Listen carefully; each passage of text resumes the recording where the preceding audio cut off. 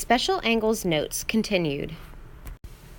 Remember the special angles that are formed by parallel lines.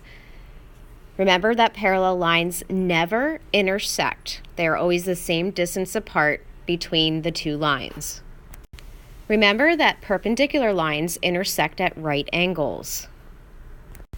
Remember that the transversal is a line that intersects parallel lines. Remember that it is the other line other than the parallel lines. Remember that alternate interior angles mean opposite and inside, opposite of the transversal, but inside of the parallel lines. For example, D and A are both inside the parallel lines, but on the opposite side of the transversal. And C and B are both inside the parallel lines, but on the opposite of the transversal. Remember that alternate exterior angles are opposite of the transversal, but outside the parallel lines. Just like 2 and 7 are the opposite of the transversal, but outside the parallel lines. And 1 and 8 are opposite of the transversal, but outside of the parallel lines. Remember that corresponding angles are on the same side of the transversal. One is inside the parallel line and the other is outside, like D and H, or B and F, or A and E. Remember that vertical angles are two angles that share a vertex but no side. Remember, they are the V's that point at each other and only meet at the vertex or one point.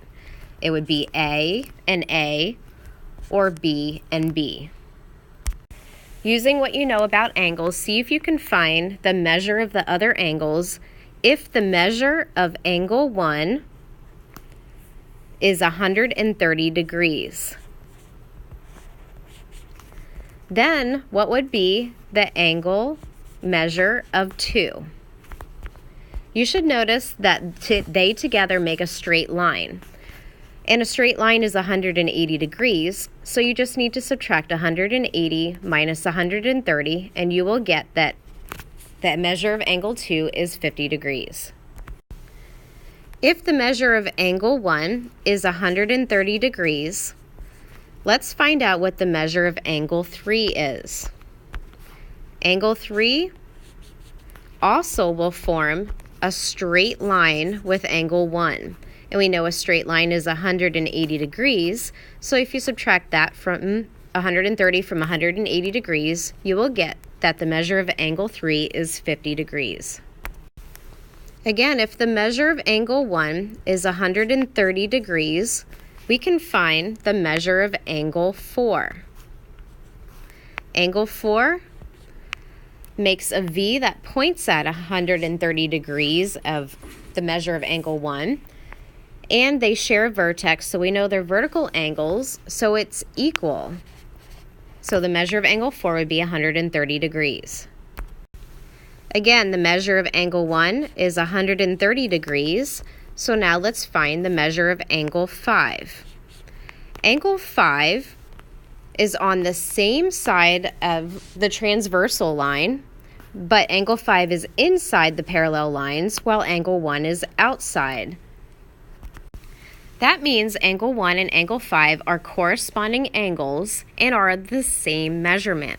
So angle 5 will also be 130 degrees. Again, if angle 1 is 130 degrees, we can find the measurement of angle 6.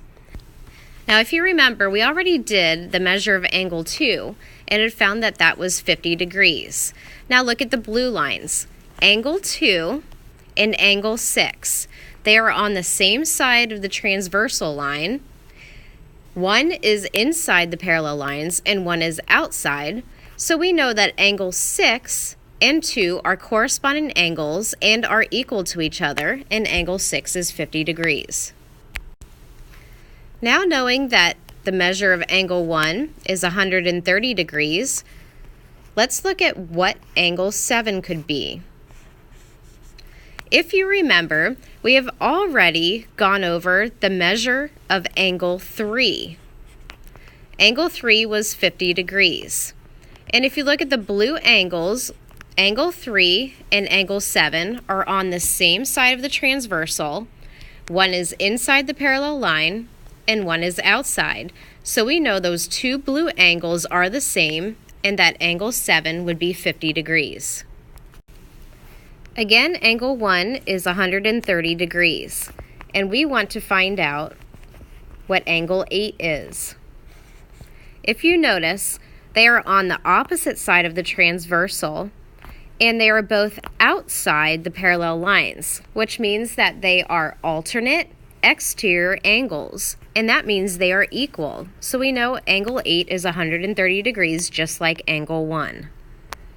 In the next set of questions, we're going to look at the measure of angle 1 with algebra, 2x plus 20. And the measure of angle 5 is going to be 100 degrees.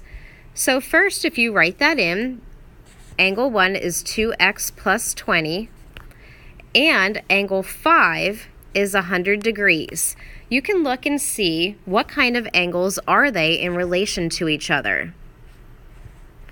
You'll notice that they are both on the same side of the transversal line. One is inside the parallel lines, and one is outside. This means that they are corresponding angles and are equal.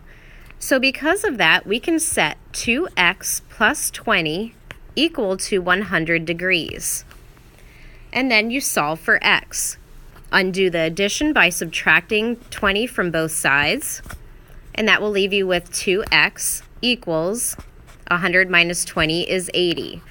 Then undo the multiplication by dividing by 2 on both sides, and that leaves x equals 80 divided by 2, which is 40. So now we can plug in and find the measure of angle 1. The measure of angle 1 is 40 times 2 plus 20. 2 times 40 is 80, and 80 plus 20 is 100. So we know that angle 1 is 100 degrees, and angle 5 is 100 degrees. Now to find the measure of angle 2, you can look at how we already know 100 degrees is angle 1, and angle 1 and angle 2 make a straight line. So a straight line is 180 degrees, and if you subtract angle 1, which is 100 degrees, you will find that angle 2 is 80 degrees. So we found that angle 1 was 100 degrees and angle 5 was 100 degrees. Now we want to find out what the measure of angle 3 is. Angle 3 makes a straight line with angle 1. So to find angle 3, we can simply subtract 180 minus 100, and we get 80 degrees, and that means that angle 3 is 80 degrees. So now we know angle 1 is 100, angle 3 is 80, and angle 5 is 100. And now we want to find out angle 4. Angle 4 makes a vertical angle with angle 1 because they both have V's that point at each other and meet at the vertex. That means angle 4 and angle 1 are going to be equal, and angle 4 will be 100 degrees. Now that we know angles 1, 4, and 5 are 100 degrees, and angle 3 is 80, now we can find out what angle 6 is. Angle 6 actually forms a 180 degree straight line with angle 5. So you could find it that way. Angle 5 is 100 degrees. If you subtract it from 180, you would get that angle 6 is 80 degrees. The other way you could have found it out is if you looked at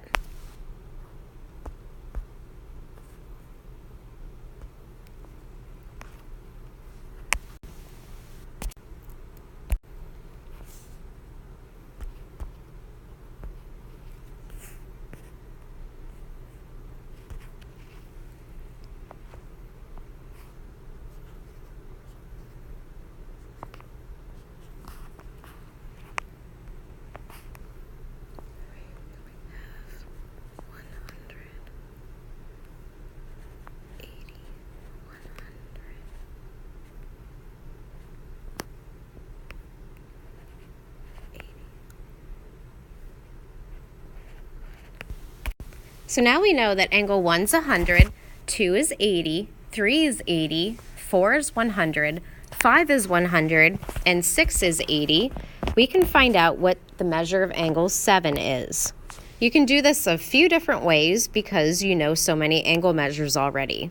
The first way you can do it is looking at angle 6, which is 80 degrees, is a vertical angle for angle 7. So that means it would be the same as angle 6. You could also look at it as angles 5 and 7 make a 180 degree angle. So you start at 180, subtract angle 5, which is 100 degrees, and you would get the answer for 7.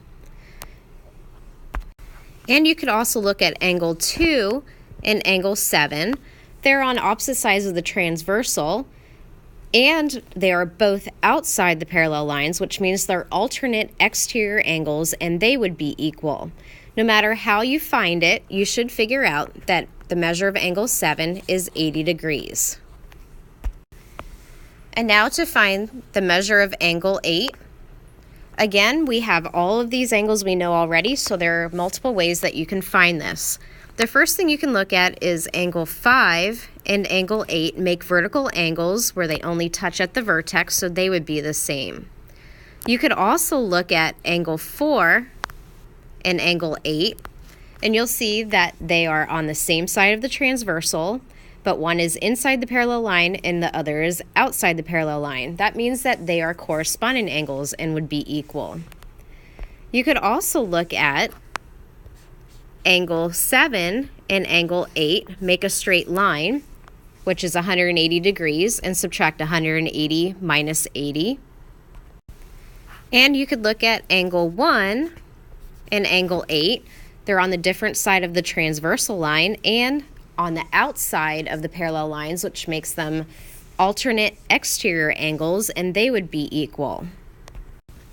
Either way you find it, you should figure out that angle 8 is 100 degrees.